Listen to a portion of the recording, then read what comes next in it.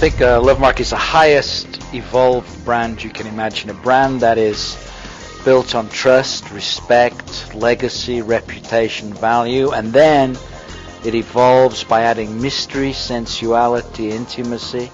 It moves from being irreplaceable to becoming irresistible.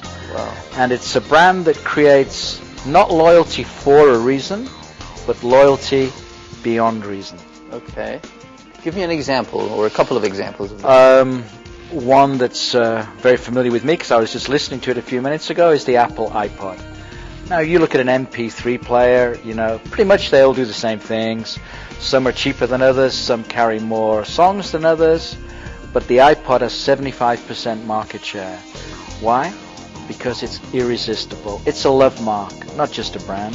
When you're wearing an iPod, those little buds, you're part of a community, a tribe, a family. It's saying something about you, about the way you are and the way you feel. That's very special. For me, in the sportswear business, I've been Adidas since I was 3 years old because of the stories of the Adidasler and the early footballers and so on and so forth. When I was working for New Zealand Rugby Union, the first deal we did was an apparel deal with the All Blacks and Adidas. And for me, I'm loyal beyond reason to Adidas.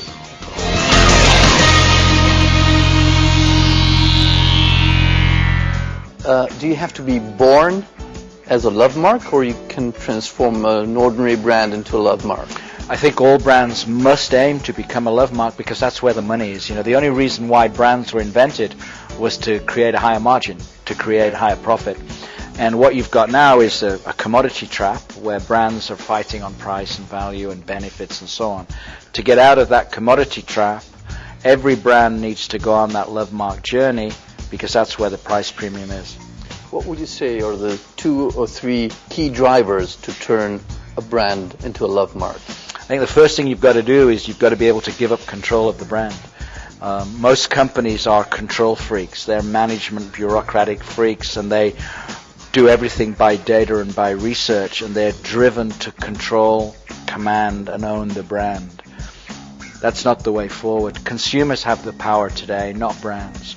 You've got to be able to relinquish that power to engage, to attract consumers. Second thing you've got to do is to have a purpose higher than functionality, because everyone now is interested in the environment, social causes. They're very, very informed technology-wise, and they demand a brand now to have a purpose and a mission higher than just a product benefit.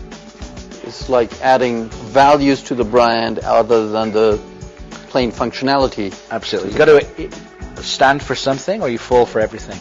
And those emotional values and beliefs, 80% of our decision making is made emotionally.